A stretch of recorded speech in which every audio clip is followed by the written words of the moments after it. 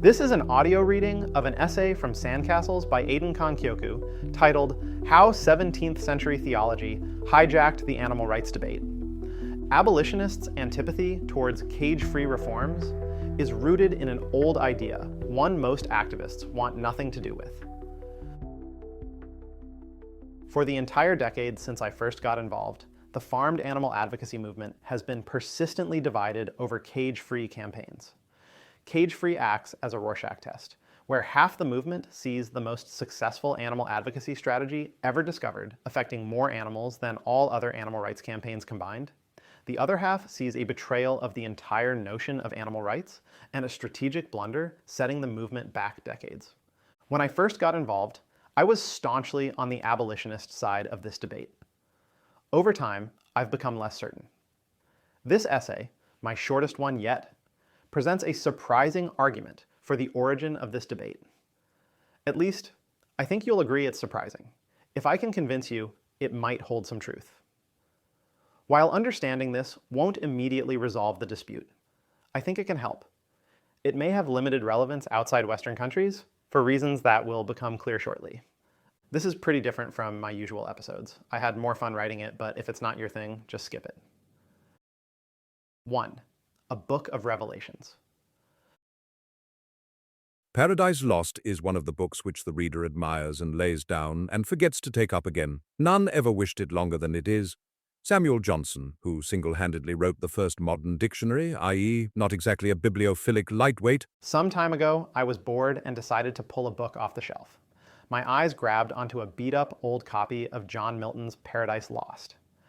I had picked it up years earlier from a box of free stuff on the street in front of someone's house, and it had sat untouched on the bookshelf ever since. On both occasions, I knew nothing about the book other than that it was considered a classic, and I sometimes like to read classics. A rather pretentious music theory teacher I had in college told the class one day it was his favorite book. That turned out to be an even more pretentious thing to say than I had realized at the time, as I quickly discovered upon actually attempting to read it. Paradise Lost is a dense brick of Elizabethan prose poetry. It's what you'd expect if someone raised a child on a linguistic diet of exclusively Shakespearean oration, which sources suggest may be exactly what happened. As far as I can tell, it spends 10,000 lines of verse retelling the first few pages of the Bible. I didn't finish reading it. I only got through about book the 5th out of 12. I've also never read most of the Bible, so I'm fairly proud of myself for getting that far. See, I too have a pretentious streak when it comes to literature. My house currently contains 3 visibly placed copies of Infinite Jest. Confession. Only 2 of them belong to me. But reading the first few lines of Paradise Lost gave me a headache, which meant I had no choice but to read on. My self-image was at stake. Many headaches later, but before I eventually gave up, it started to dawn on me that Paradise Lost is not just any old biblical fan fiction. It is a deeply political interpretation of Christianity, even a reinterpretation. Amidst the poetic showmanship, Milton grapples with some of the sharpest contradictions in Christian and European thought at the time of the Protestant Reformation, such as between egalitarianism and patriarchy. Relative to contemporaries like Descartes, it's fair to describe his depiction of Eve as a proto-feminist, or at least a proto-proto-feminist. The most salient tension in the story, however, is what many Christians and non-Christians alike would agree is the most urgent contradiction in the faith. Christians believe God is both all-powerful and benevolent. Yet the world is full of unspeakable suffering. Why would God allow all this to happen? Over the centuries, Christian theologians have spilled barrels of ink attempting to reconcile these 3 facts. 1. God is benevolent. 2. God is all-powerful. And 3. The world is full of suffering. It is known as the inconsistent triad, the Epicurean paradox, or simply the problem of evil. In Paradise Lost, Milton offered a new answer. In doing so, he set in motion a revolution in political thought that we are still living through. See, more than a proto-feminist, Milton was a proto-liberal. He wrote one of the most influential tracts denouncing the English monarchy, establishing the political basis for republicanism, and eventually democracy and the Enlightenment. His writing was beloved of liberal philosophers from Locke all the way through the framers of the US Constitution, and in a significant way, it all started with his answer to the problem of evil. So, what was Milton's answer? Let's set the scene. High on a throne of royal state which far outshone the wealth of Ormus and of Ind, or where the gorgeous East with richest hand showers on her kings barbaric pearl and gold, sat he enthroned in light of purest heaven. I promise not to subject you to too much of that, but I need you to know the price I paid to bring you this essay. The place is heaven. God is sitting on his throne, with his son Jesus on a smaller throne beside him. The date is approximately early F. Down on earth, Adam and Eve are still traipsing about in the Garden of Eden. But trouble is afoot.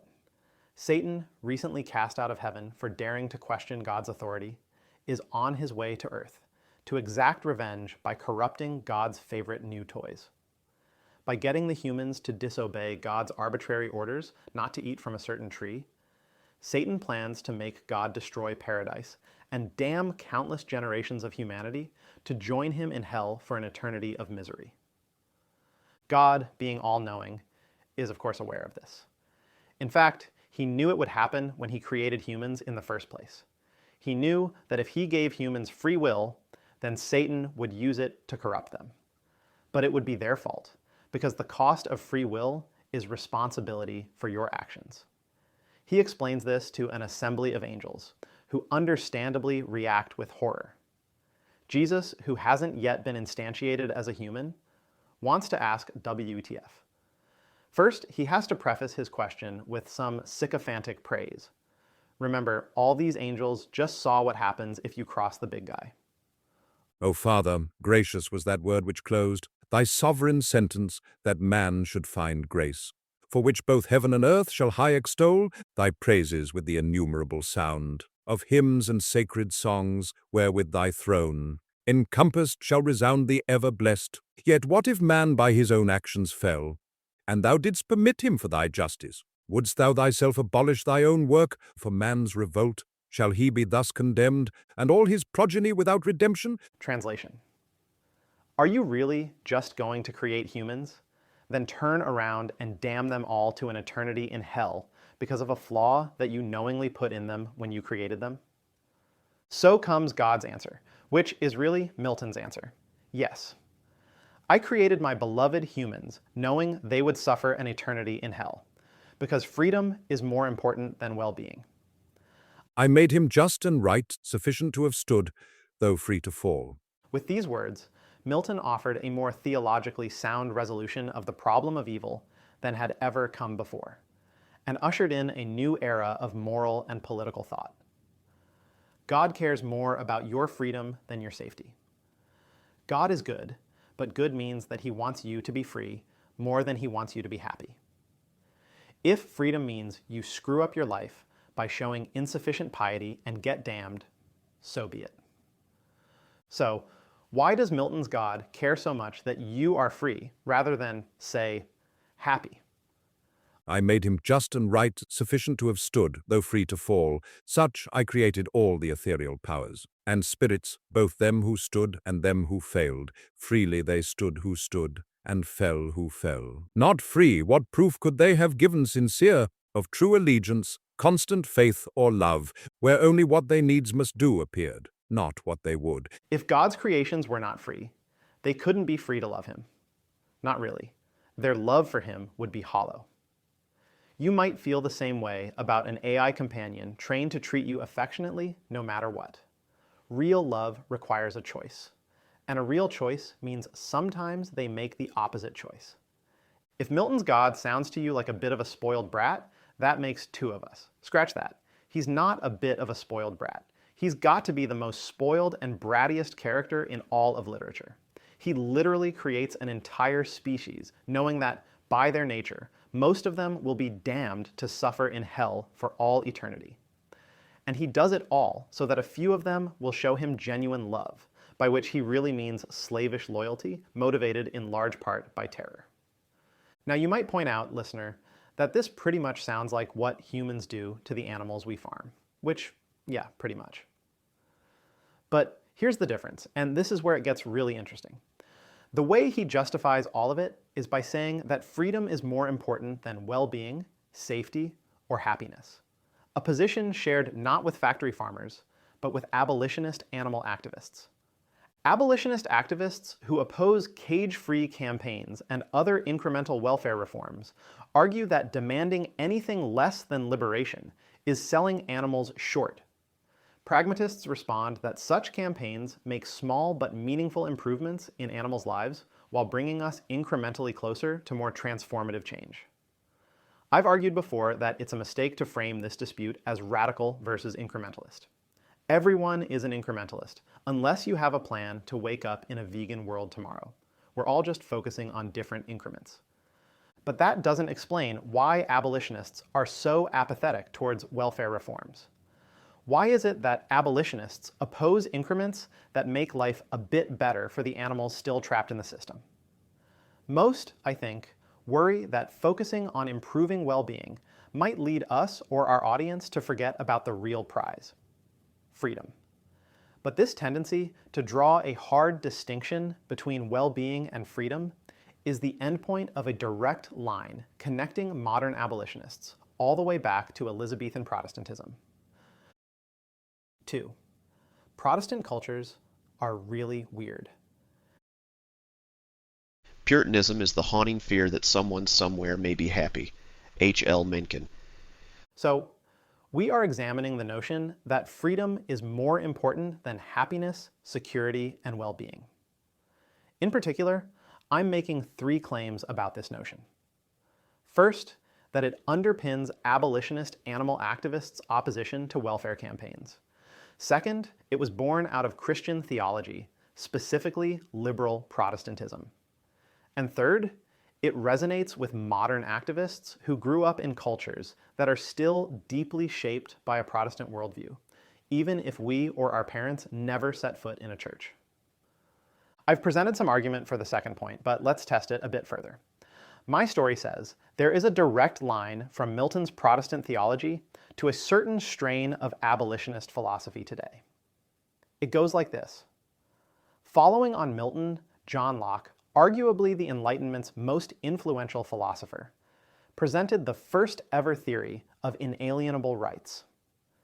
It's hard to imagine today, but before Locke, nobody had articulated the idea of individuals possessing rights that everyone else is obligated to respect. Of course, in Locke's view, these rights were bestowed by God, and in practice only applied to Christian men. Locke placed Milton's liberty at the very center of his theory of rights: life, liberty, and property. Locke's theory was quoted directly a century later in the Constitution of the United States, followed by democratic constitutions across the former British Empire. Protestant, especially Quaker, activists in New England seized on Locke's theory as the foundation of a movement to abolish slavery, beginning a centuries-long process of expanding natural rights to cover humans of all races, creeds, and genders, and we hope, non-human animals. Is it true that this hunger for the right to liberty, even over safety, was born out of Christianity? The idea is certainly widespread in societies founded on liberal Protestantism. One of the most celebrated quips in American history is Patrick Henry's revolutionary call to arms, "Give me liberty or give me death."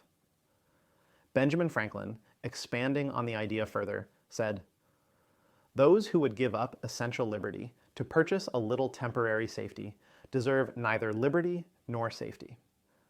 That is, people who aren't willing to risk death to secure liberties deserve to just die anyway, actively be killed. Not clear, Benny. Today, Americans' preference for freedom over welfare is legible in conservative opposition to high taxes and the welfare state, or even the idea that social welfare programs harm recipients by undermining their self-reliance, i.e. their independence, i.e. their freedom. But maybe it isn't exclusively Christian. Perhaps, instead, it is a universally human instinct. To test that, we could look at societies where Christianity was never the dominant philosophy.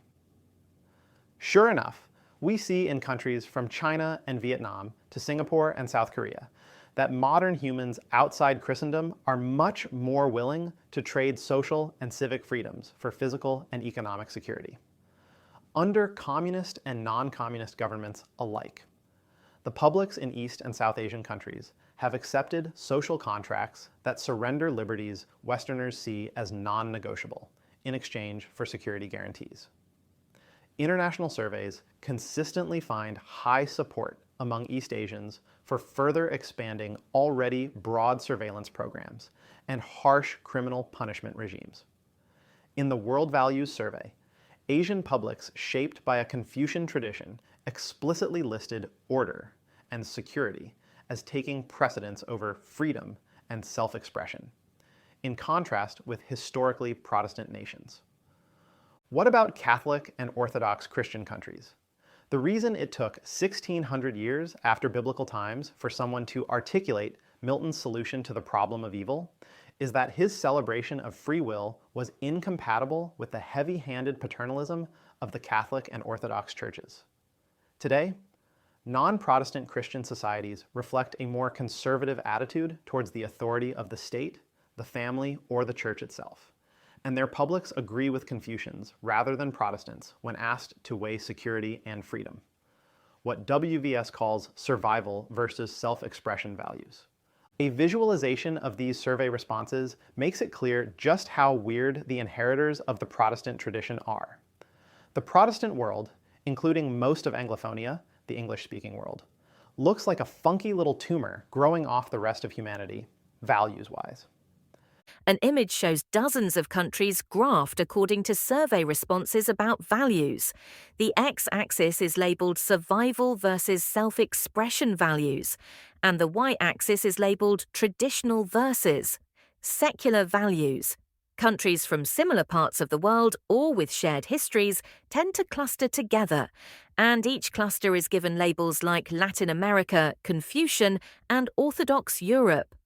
The Protestant Europe and English-speaking clusters are noticeably separate from the rest of the world, especially on the survival versus self-expression axis. Notwithstanding all our fanfare about liberty or death, the US is actually the least extreme among this group, in terms of our preference for freedom over security. That's no surprise, given the large fraction of America's population that has immigrated from every corner of the world. If anything, it's surprising that we're not further to the center. I think this demonstrates that the dominant cultural ethos of the US, the one to which immigrants gradually assimilate, is thoroughly Protestant. The overtly religious part has largely been stripped out, but don't let that distract you. We who grew up in America, Britain, Canada, or Australia, not to mention Protestant countries on the European mainland, have been inextricably shaped by Protestant theology, regardless of whether or not we ever attended a church service. Philosopher George Santayana, born in Catholic Spain, but a secular guy, observed how deeply American culture was shaped well into modern times by the Protestantism of its founders. Even as the formal religious parts disappeared, emphasis added, the American mind embodied, in a radical form, the spirit of Protestantism as distinguished from its inherited doctrines. It was autonomous, undismayed, calmly revolutionary. It felt that will was deeper than intellect. It focused everything here and now, and asked all things to show their credentials at the bar of the young self, and to prove their value for this latest born moment. These things are truly American. All this doesn't flow from just one poet. Milton was a product of his time. He grew up during the English Reformation, when England evicted the Catholic Church and adopted Protestantism with its decentralized church structure and its direct path to God for each believer. As a young adult, he joined parliamentarians in a power struggle against the crown that boiled over into civil war. He was surrounded by revolutionaries drunk on heady thoughts of liberty.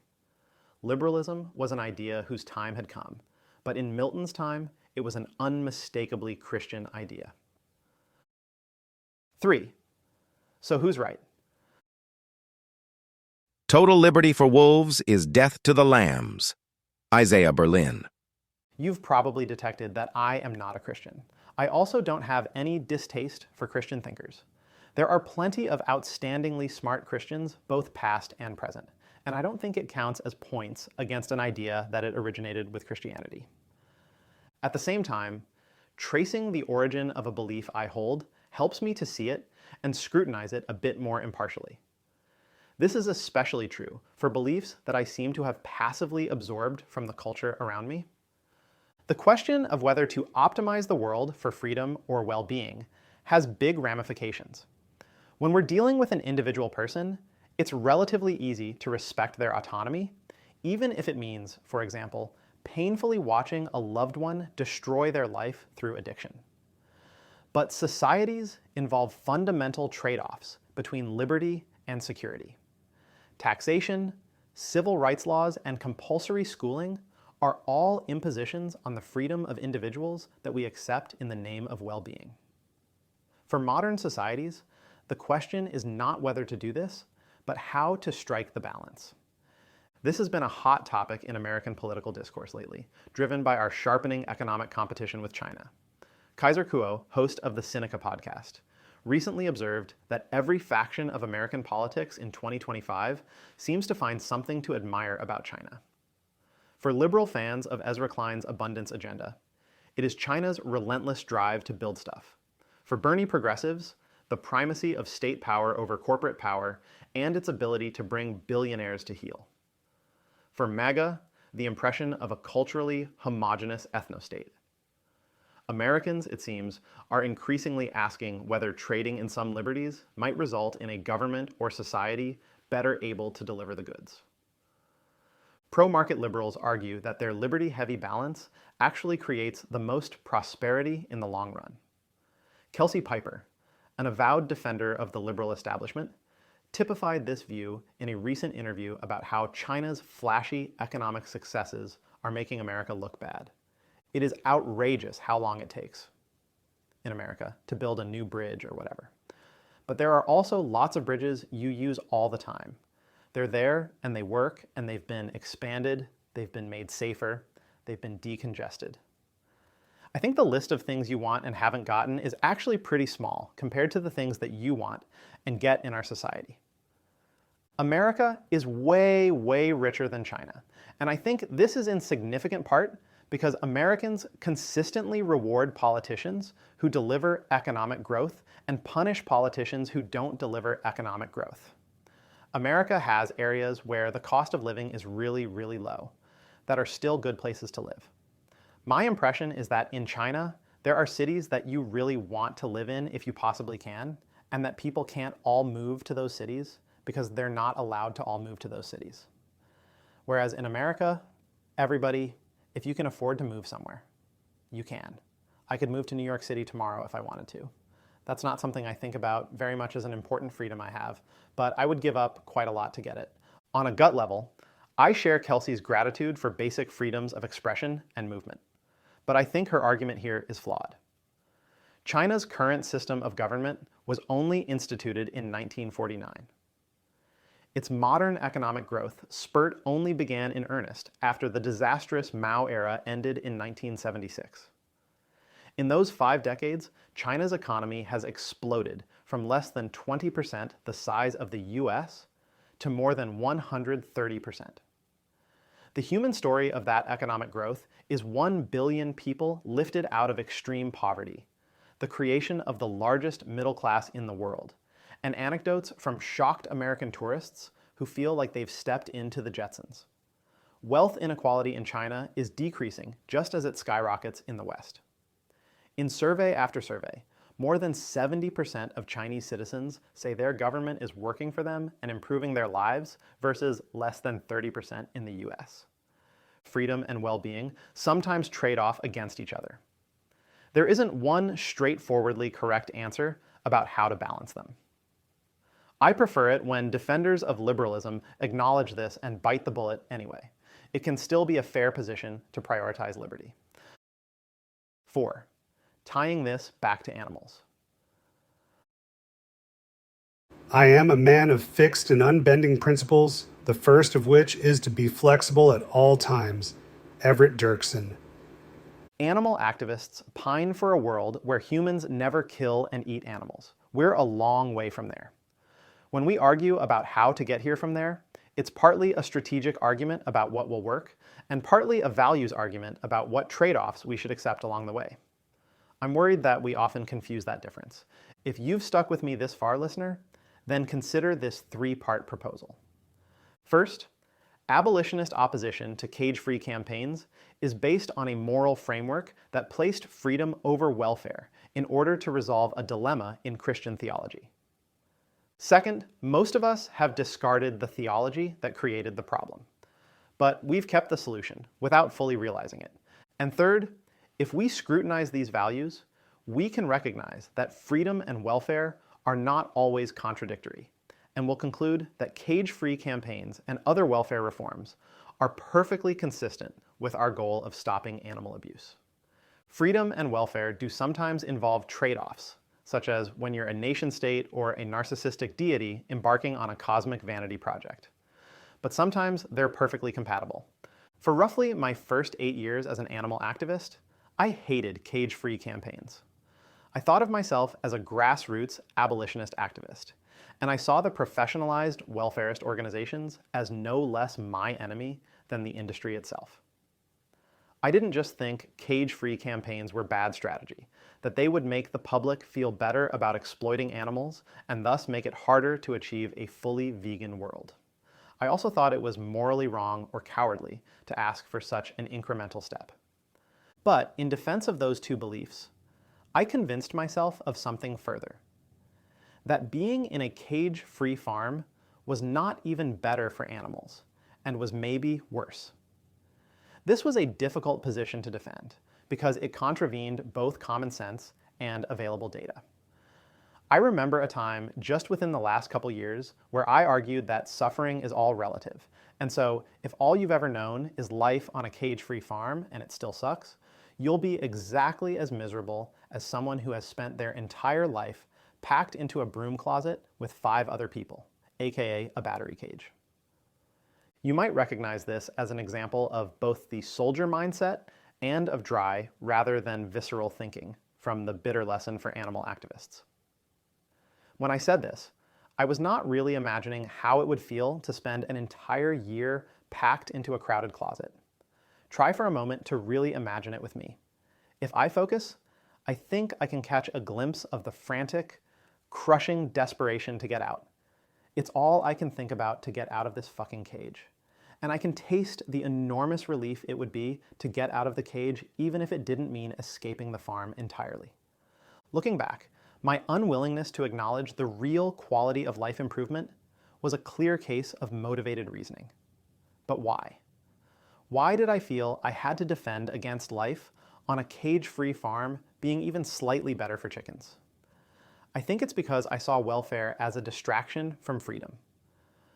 But in doing so, was I projecting my weird Protestant values onto animals?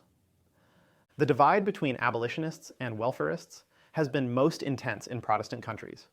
Outside the Anglosphere, a single organization will often simultaneously pursue cage-free campaigns and vegan outreach. It is mostly only English speakers who see the two strategies as at odds. Most humans across the world today, and certainly throughout history, have been consciously willing to sacrifice substantial freedoms for safety and comfort. It seems reasonable to think that farmed animals might make the same choice. But that's not really the choice we are making when deciding whether or not to pursue incremental welfare reforms. In factory farms, animals have neither freedom nor comfort, and our goal as abolitionists is not to give them either. When we succeed, there won't be tens of billions of genetically modified chickens living in sanctuaries. Our goal is to stop these animals from existing in the first place. In case you haven't heard, we're not succeeding. The number of animals in factory farms across the world has grown every single year. Nothing we are doing shows any sign of reversing that trend. The end of factory farming is not within sight. One way or another, it will end eventually. Nothing is permanent. We're trying to end it sooner. Is that really at odds with trying to make it a bit less terrible along the way? Arguing against cage-free campaigns It's common for abolitionists to say that if we were in the animal's position, we wouldn't be content with people fighting on our behalf for bigger cages. But again, this isn't the choice we are facing. Entirely different breeds of chickens are used in cage-free versus battery-caged farming. No individual chicken will ever experience the transition from caged to cage-free farming. While we work to end factory farming, the choice facing animals is not whether to live in a cage-free farm or to be free. The choice is between a battery cage and something a bit less bad.